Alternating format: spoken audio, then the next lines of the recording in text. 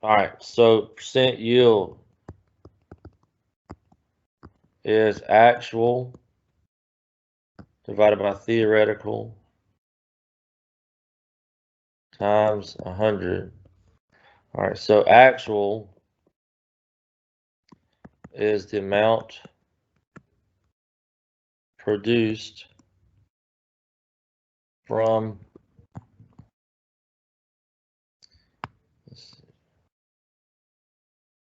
completing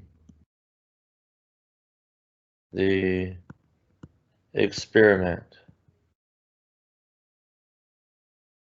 Theoretical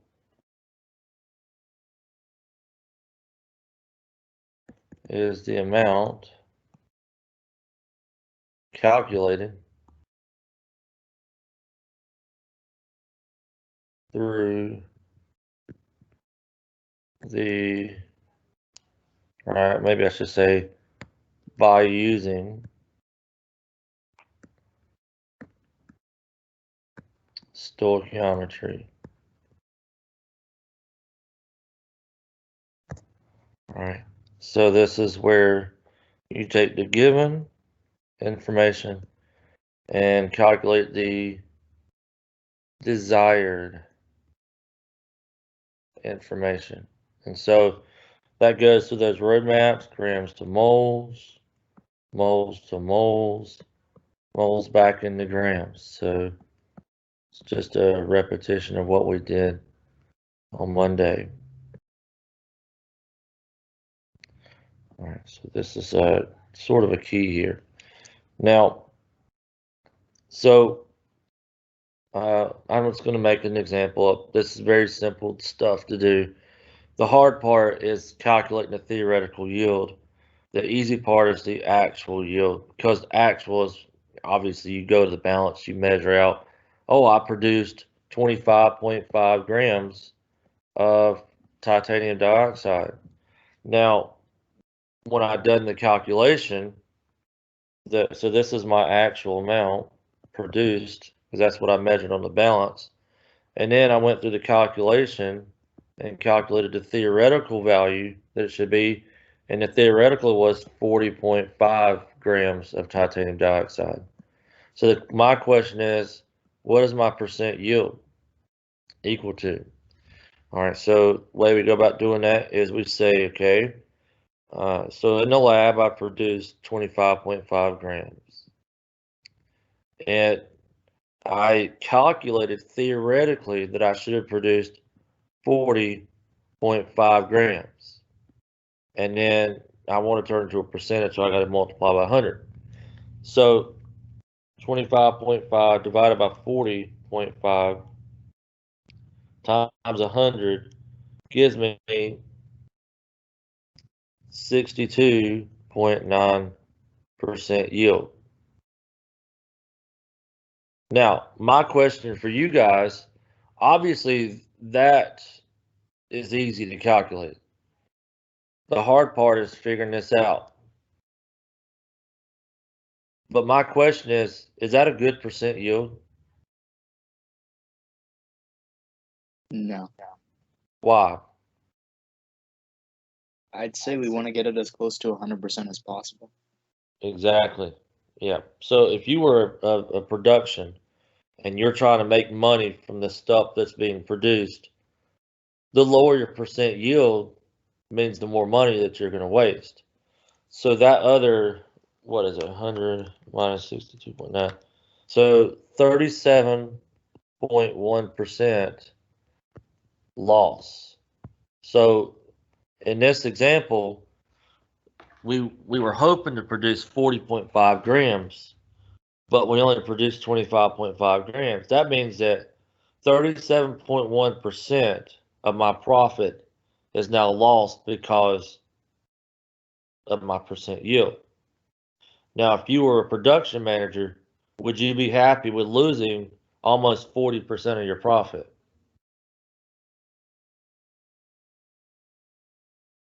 I know that I wouldn't be. Now, think about it. How many of you work? Nobody does.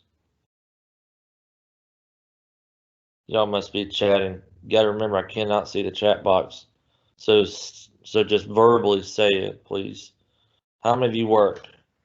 I work. I Do you work. pay? Do y'all pay taxes? Yes. How do you like your taxes coming out? I don't like it. I don't either. They take about 33% of your money every time you get a check. That's how much you lose. So let's say that you are a production company and your percent loss is 37%. Now Uncle Sam is going to take their 30 some percent and you lost 37%. That's what 30, that's 70% loss. So you're only getting a profit of 30%. And keep in mind that on that 30%, you still have to pay for the stuff that you're using. So you're probably going to net 10% in the very end. So all this money that you put in, you're only going to get 10% back. Does that sound like a good business? So it doesn't sound like a good business because it's not a good business. So you want your percent to be as close to 100% as you can get. Now, my other question here, could your percent ever be greater than 100%?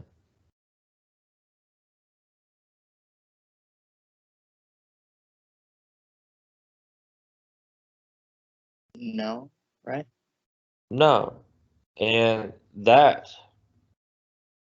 goes back to this law of derivation of, anybody want to finish it? Mass. Right. So, and this law says mass can neither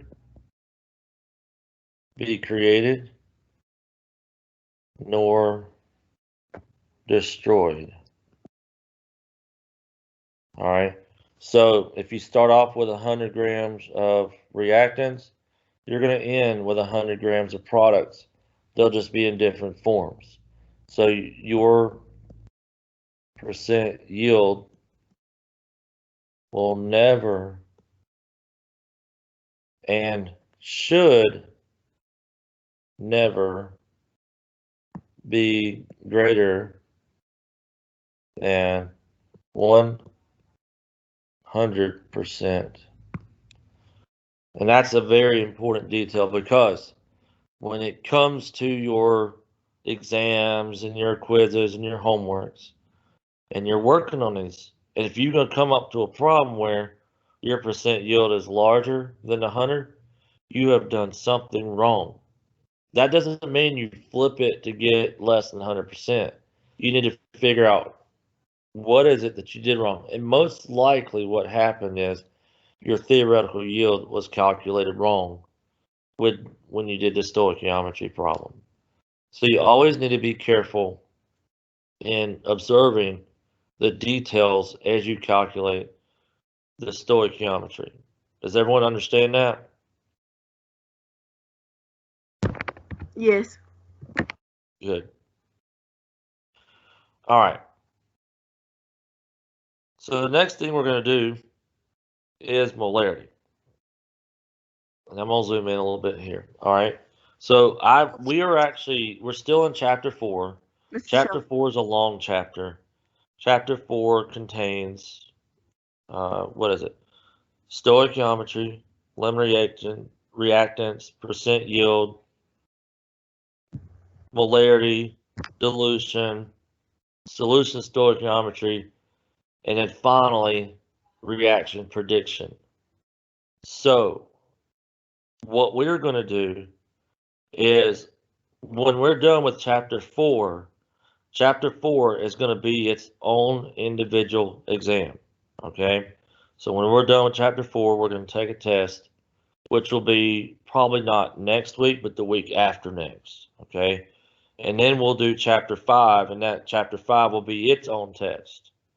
Everybody understand that? Now the combination of those two tests together will make exam 2. So let's talk about molarity and dilution. That's our topic for the rest of the day. So what we want to do here is understand what molarity and dilution are. All right, come on. If you're going to write this, write it where they can read it. I'm talking to myself, because y'all are probably wondering what the heck does that say. Can everyone read that all right? Is my hand, are y'all getting used to my hand right now? Probably not. Yeah, I am. All right, good. At least one person is. All right, so who has heard of molarity before?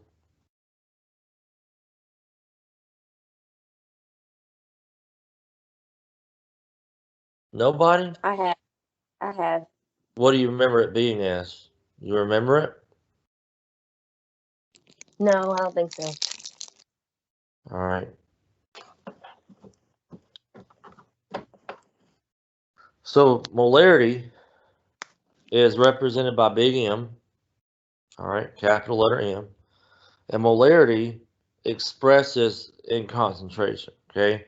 So molarity is a concentration unit, and molarity is equal to the moles of solute per liter of solution. So the solute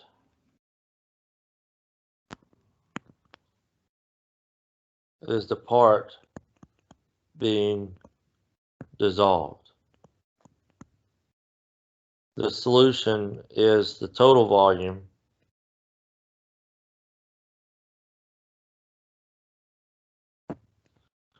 now.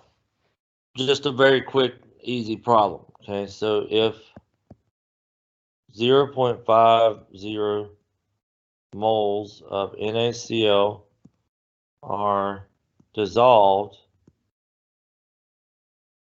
into 50 milliliters of solution, determine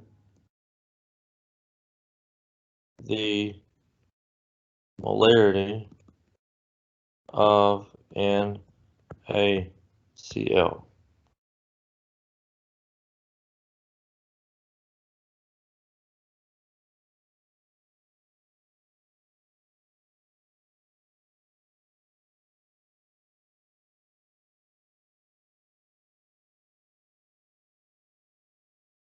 So the molarity of NaCl is going to be equal to, so they tell you the moles here. So we're going to put that on top because that's the solute. And then they give you the volume of the solution. Now we can't divide it by 50 because the volume needs to be in liters. So what we're going to do is make sure we convert our milliliters into liters. So to do this, you're going to divide by 1,000. All right. So 50 milliliters divided by 1,000 milliliters per liter is going to give me 0.050 liters. So we're going to divide this by 0.050 liters. Now it's just a matter of plugging it in. That gives me 10 molar NaCl. Now, the reason why I put the decimal place right there beside the 0 is because I want to make sure that I get my sig figs right, okay? So I'm going to make everything 2 sig figs, all right? So this is 2 sig figs. If I left it with just 10, that would be only 1 sig fig. So we want this answer here because our sig figs should be 2 based off of the numbers up here. And I did put a decimal place right there just so that way that 0 would count. All right, so this is why this answer is correct for significant figures. Any questions on that? So just a couple steps here. First step is make sure your solute is converted into moles. Number two, make sure your volume is converted into liters. So we have our roadmap up here, and I'm going to kind of box this in up here. And then a second roadmap was one that we already know.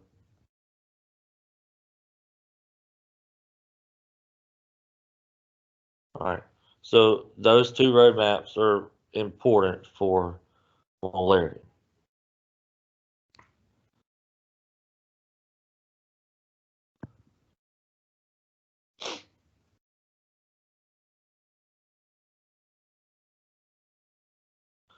Are there any questions so far? Nope.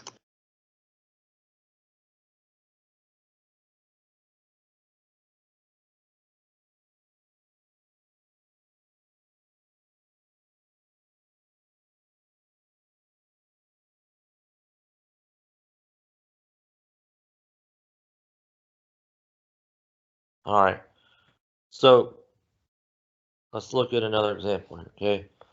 So we go to the lab, and let's say we measure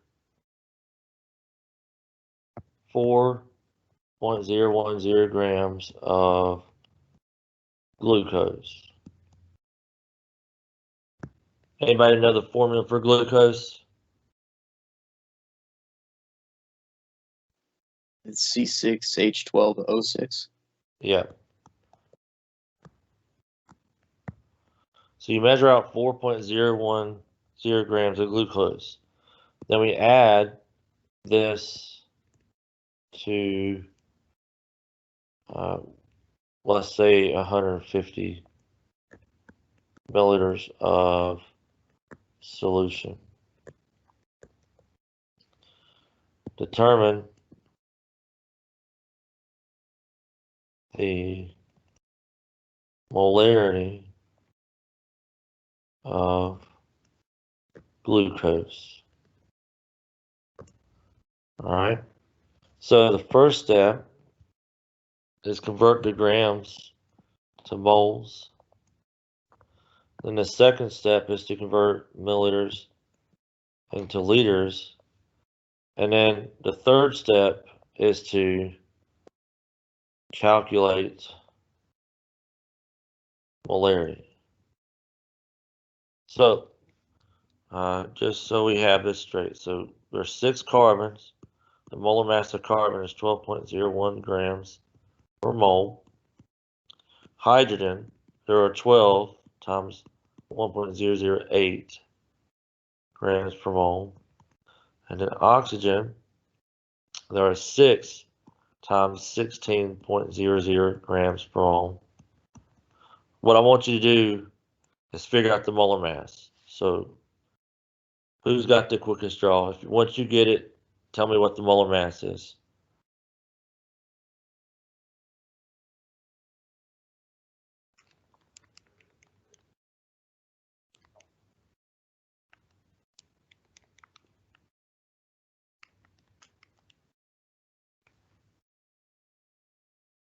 Anybody?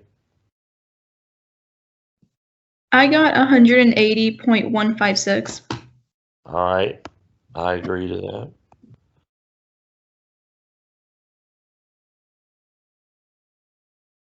And we're going to stop at 0.16 grams per mole. Okay, so first step here is convert grams to moles. So we have 4.010 grams. We're going to divide that by 180 Someone tell me what you get here.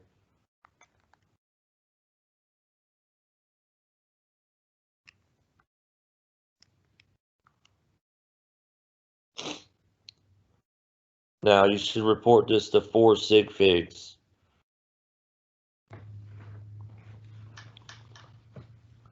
Anybody got a number? 0.02226 moles. Right. Yep. Good.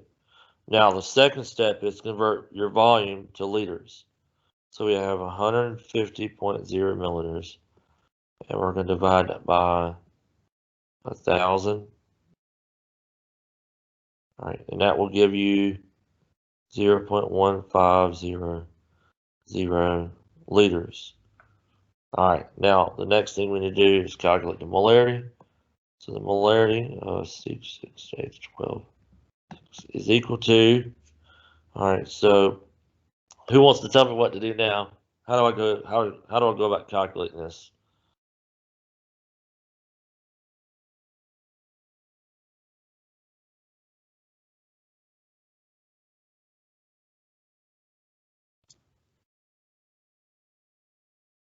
Cindy, do you want to help me here?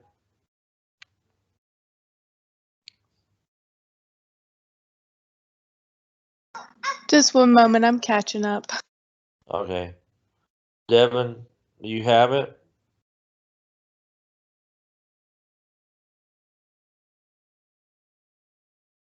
Yeah, one sec. I haven't pushed it You in got just it? yet. Okay. Who else is on? DJ Mobley, are you on?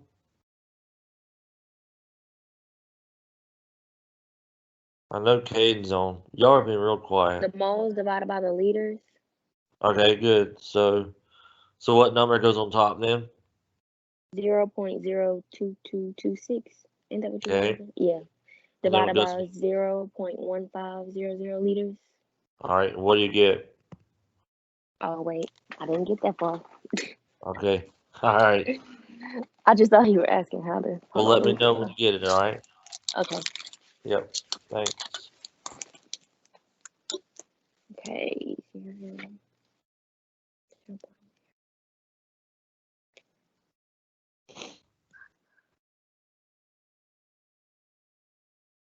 Um, 0.150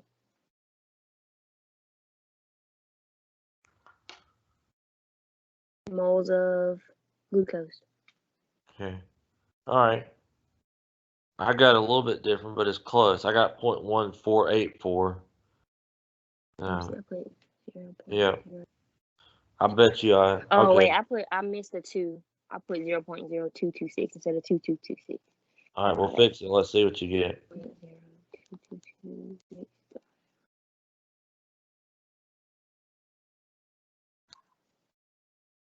Yeah, 0.1484.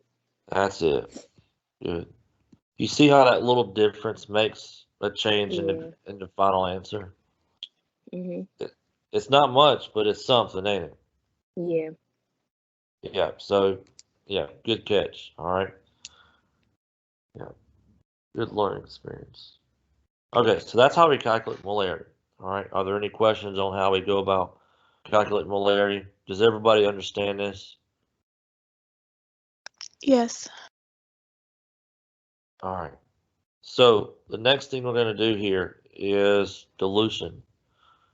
And I'm going to use a red marker here. So dilution. So what is dilution? It's the act of just diluting a sample by adding water. That's all it is. So let's say we have a glass of tea and they bring you out this glass of tea. And these are ice cubes, by the way. And over the course of the time that you're sitting there, you never really touch your tea. So what happens is now inside your tea, you see this. On the bottom, you have your tea. Up on top, you have your water. Now, really what's happened is you have water and tea. But the ice melted, it converted into liquid water. Now what you do is you stir it up. So this was a dark color initially. After you mix it up, what's the color of the solution going to be? Dark or light?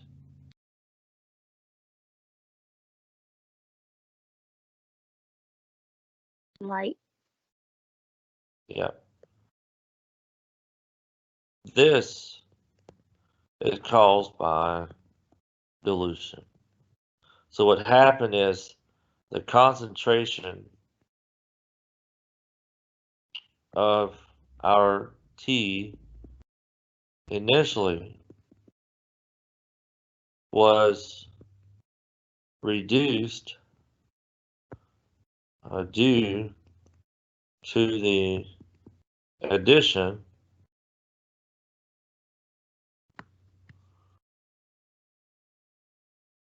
of water.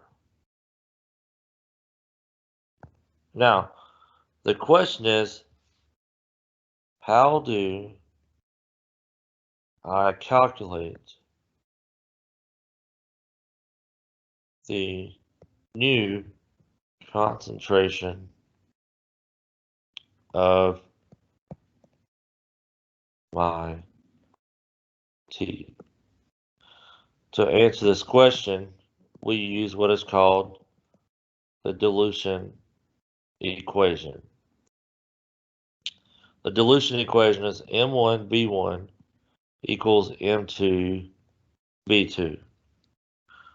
Who has heard of the dilution equation before?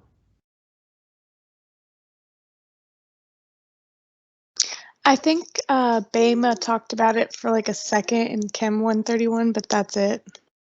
Yeah, you should have. Yeah, you would have talked about it in 131 for sure. Yeah.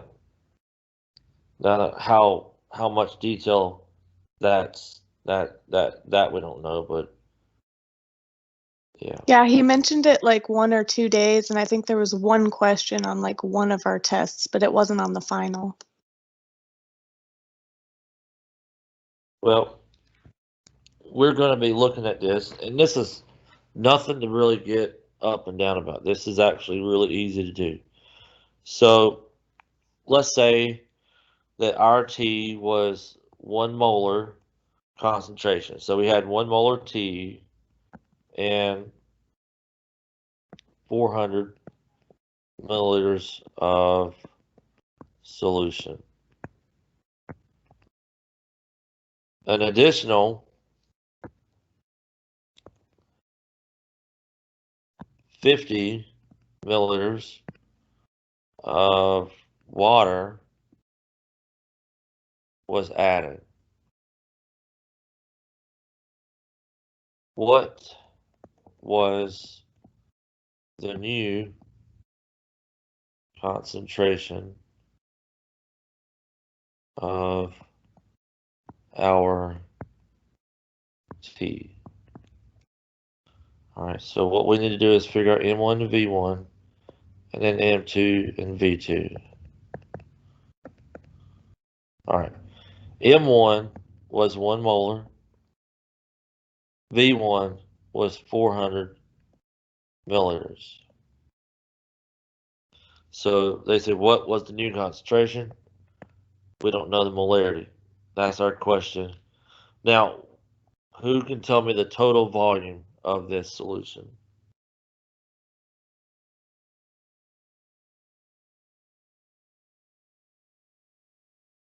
$450 milliliters. Yeah.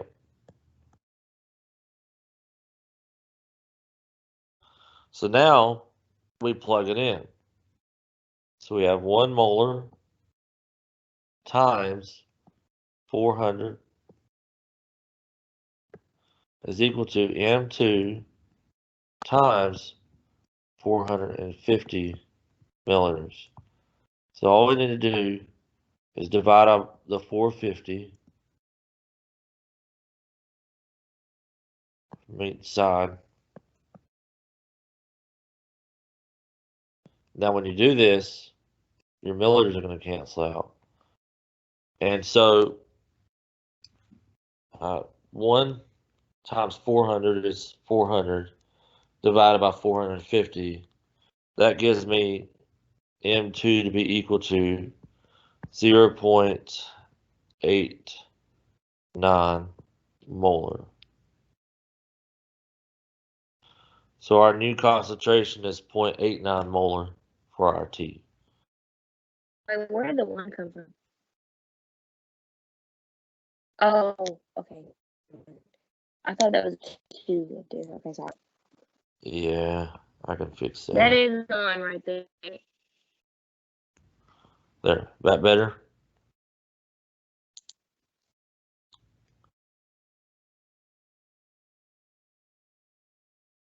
All right, so that's how we do dilution, okay? Dilution is really that easy. Are there any questions with that?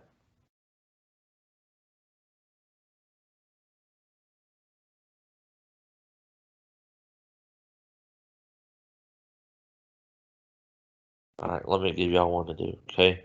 So you ready? Has everyone got this wrote down?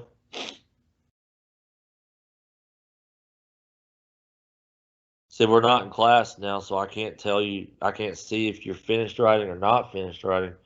Are y'all finished writing? Let me know when you're finished. I'm finished. Finished. I'm done. I'm done. I'm done. I'm done. Okay.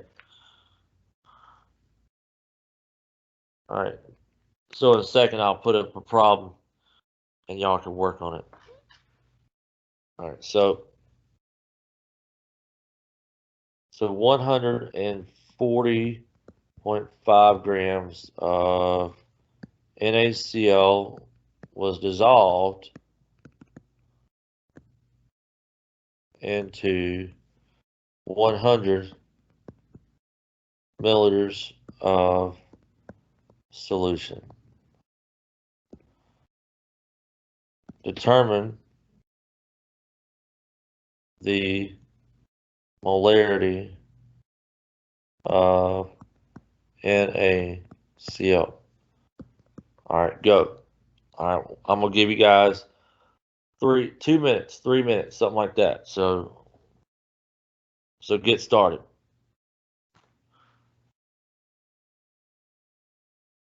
It's 10:36. I'll give you till 10:39.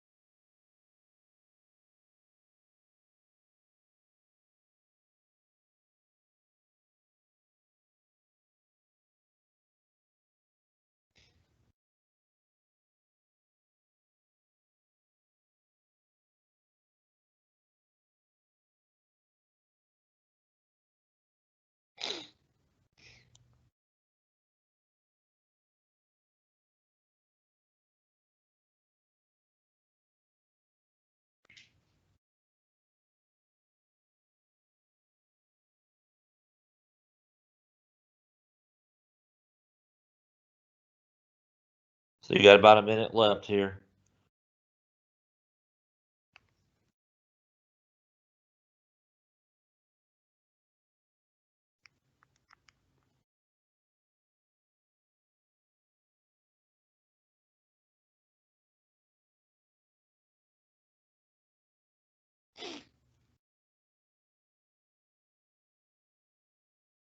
All right. So 140.5 grams of NaCl. Divide this by 58 grams per mole. I did round to the whole number. That gives me 2.422 moles of NaCl. All right, so then I'm going to take the 100 milliliters, convert that into liters.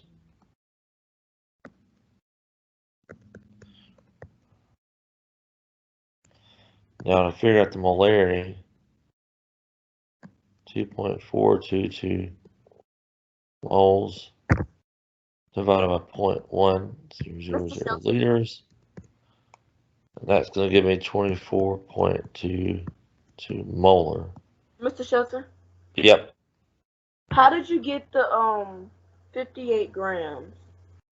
Sodium is 23. Mhm. Cl is 35. Just add them together. And that gives you 58. Okay, thank you. Yep.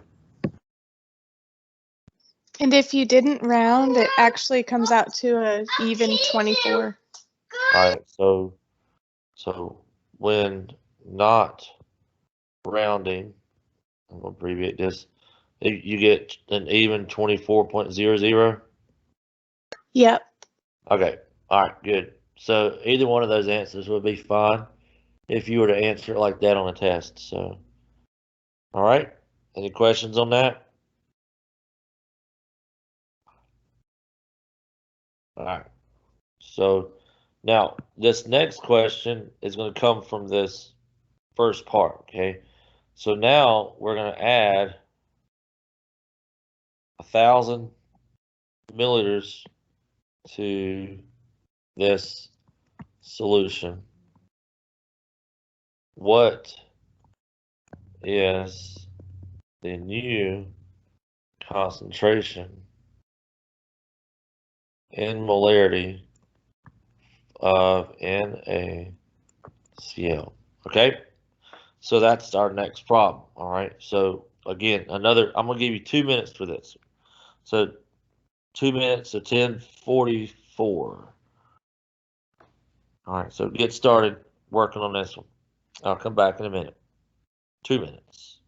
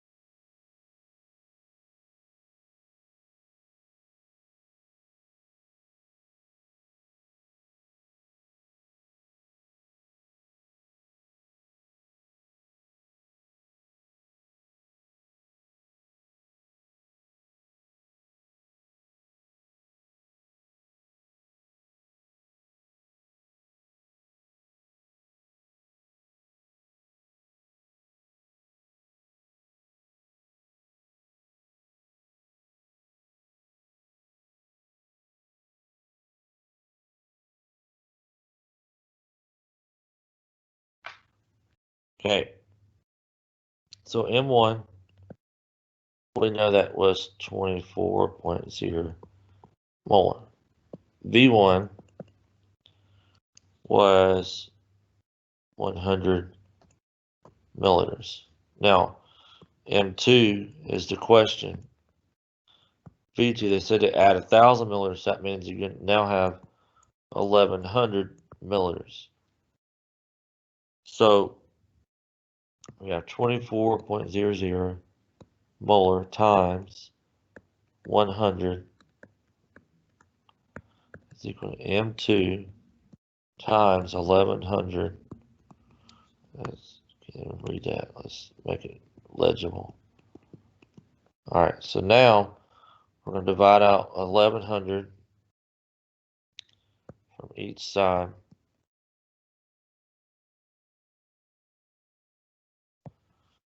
All right, so this goes away. The milliliters cancel out here. So you got 24 times 100 divided by 1100.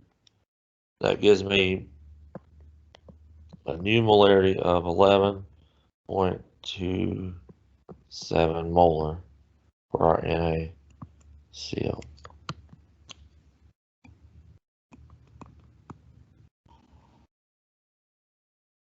Any questions on that? How many of you got that answer? I got 2.18 molarity. Yeah, that's I what I got. Oh my gosh, look at this crazy calculator. My calculator did something that I didn't want it to do. I didn't ask. It took, so I had 24. It decided it wanted to put a 1 in front of the 2. So I have 124 times 100. Let's do this again. 24 times 100. It was probably my fat fingers hitting it. So now I got, oh my goodness, what? That made a huge difference there. Y'all are probably like, what did I do wrong? And y'all didn't do anything wrong. I did it. 2.182 molar. Now, does that sound right to y'all? Yes, much better. Yeah. All right, good. So now we're fine. Okay, put your